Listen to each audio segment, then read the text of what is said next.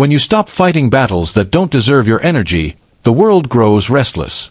Those who once fed on your reactions begin to starve. They wanted noise, they wanted proof that they could control your emotions, but you gave them silence. And in that silence, they hear their own weakness echo.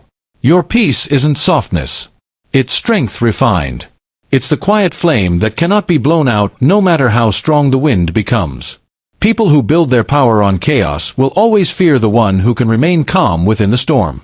Calm is the strongest power, not because it shouts the loudest, but because it cannot be shaken.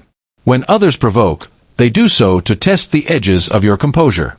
They want to see you break, to see you defend yourself, to see you react, because reaction means they still hold a piece of your control.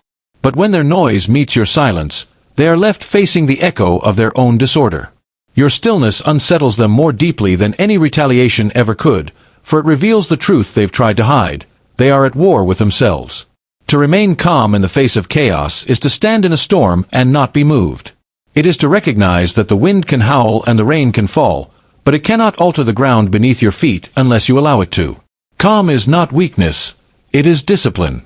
It is strength wrapped in quiet dignity.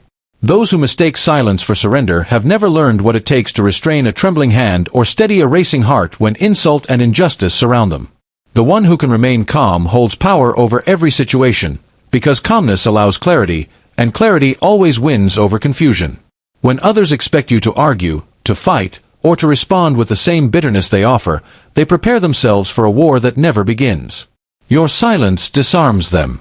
They see their anger reflected back without resistance, and it exposes how small and hollow it truly is.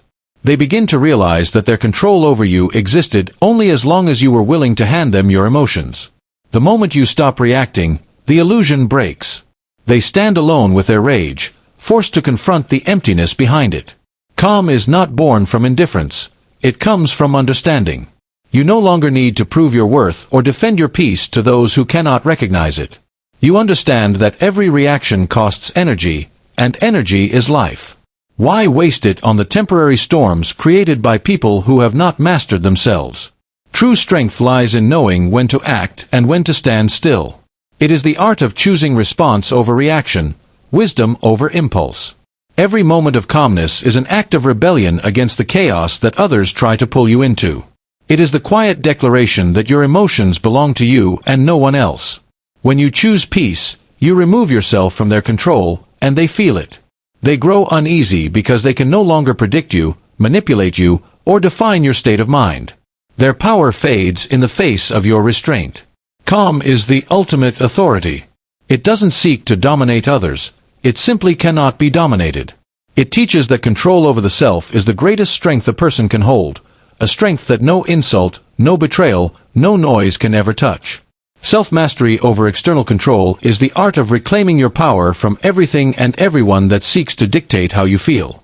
It is the quiet realization that no one can truly harm you unless you allow their actions to reach the core of your peace. The world will always test you, through people's words, their judgments, their betrayals, and their unpredictability. Yet, what truly determines your freedom is not what they do, but how you choose to interpret it. When your emotions are tied to the behavior of others, you become their puppet. When your mind governs itself, you become untouchable.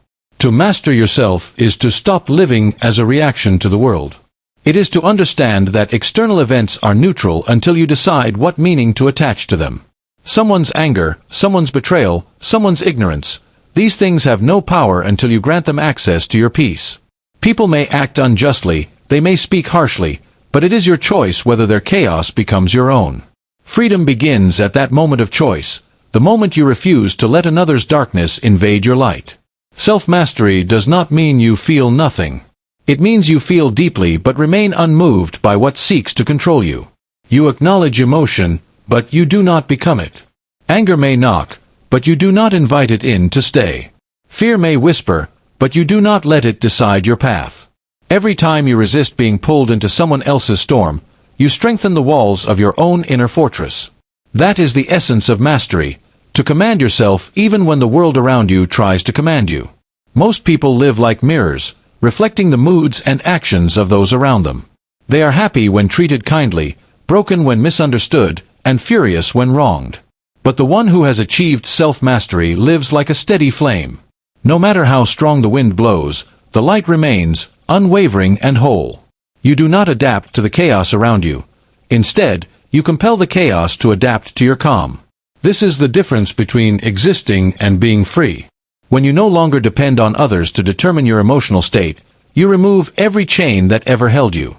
You stop waiting for apologies to heal, for validation to feel worthy, for understanding to find peace. You realize that control over the self is the only control that truly exists. Every insult loses its edge, every disappointment loses its weight, because you no longer need the world to behave a certain way for you to be at peace. In mastering yourself, you rise above the reach of manipulation. You stop being a product of circumstance and become the creator of your own stability. The world continues to spin with its noise and unpredictability, but you remain grounded, not because the world is calm, but because you are. Stillness is the loudest statement because it communicates a power that words cannot convey and actions cannot fake. It is the quiet authority of a mind that has refused to be dragged into the chaos of others. In a world full of noise, argument, and clamor for attention, those who can remain unmoved stand out, not because they shout, but because they refuse to participate in the noise at all. A calm mind unsettles those who thrive on conflict, for their strength is built on reactions, on the disturbance of others, on the thrill of seeing someone lose composure.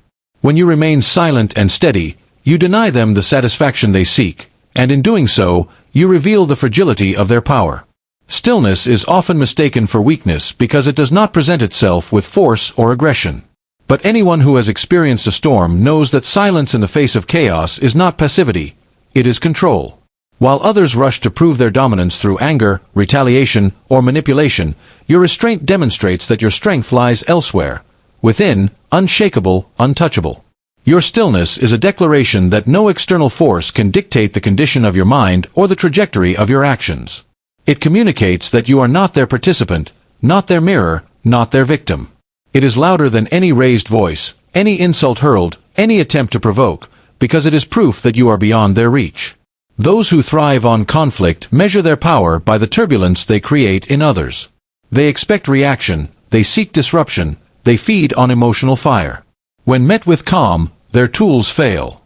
Anger cannot pierce a mind that is already centered. Criticism cannot wound a person who has self-respect and perspective.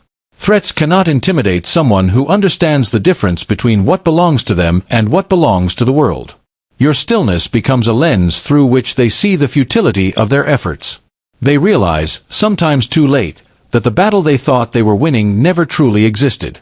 Choosing stillness is not about avoiding action. It is about mastering when and how to respond. It is about understanding that energy expended in reaction is energy stolen from the mind's clarity and the spirit's growth. By remaining calm, you conserve strength, observe with precision, and act only when necessary and purposeful.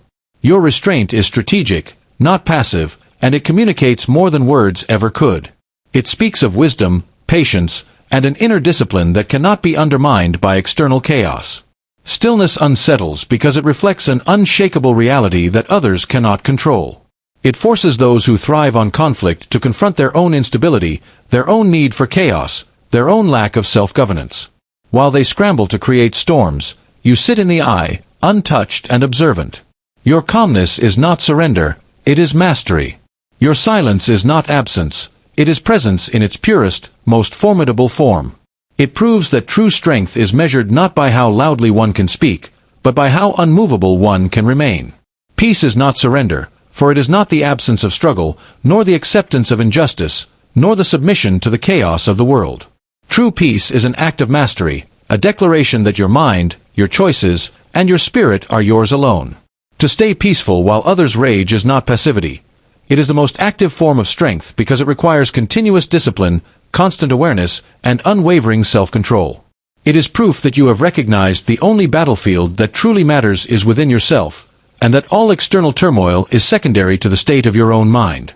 The world will often attempt to pull you into conflict, to bait you into reactive behaviors, and to make you feel that your peace must be sacrificed for victory in some external contest.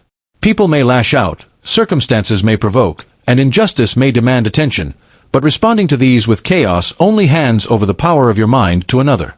True dominion over self is the ability to remain centered, focused, and composed even when everything around you is designed to disrupt. This is not weakness. It is the highest form of strength, because it demonstrates that you are no longer a creature of circumstance, but a master of your own perception. Peace, in this sense, is active control. It is a conscious choice, not a passive state. Choosing calmness in the face of anger, choosing clarity in the face of confusion, choosing patience in the face of provocation, each choice reinforces the power of your mind over your impulses. It is a demonstration to yourself and to the world that external pressures cannot define who you are or determine how you respond. While others expend their energy in futile efforts to unsettle you, you conserve yours, building reserves of strength, wisdom, and focus that cannot be taken. The more you practice this discipline, the more unshakable your foundation becomes, and the more ineffective the efforts of those who attempt to disturb you. Conquering the mind is not a single victory. It is a constant, ongoing process. Every time you resist the urge to react, every time you refuse to be drawn into resentment or fear, you affirm your dominion over yourself.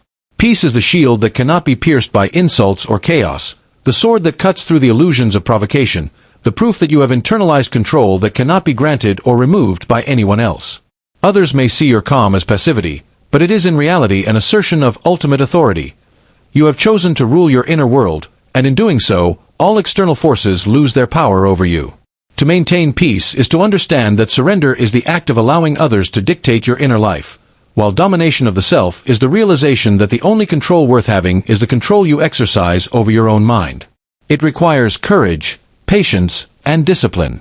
It requires a willingness to observe rather than react, to endure rather than strike, to rise above the chaos rather than be consumed by it. And in that discipline lies freedom, the kind that cannot be stolen, manipulated, or threatened, for it is rooted in the indestructible domain of your own consciousness.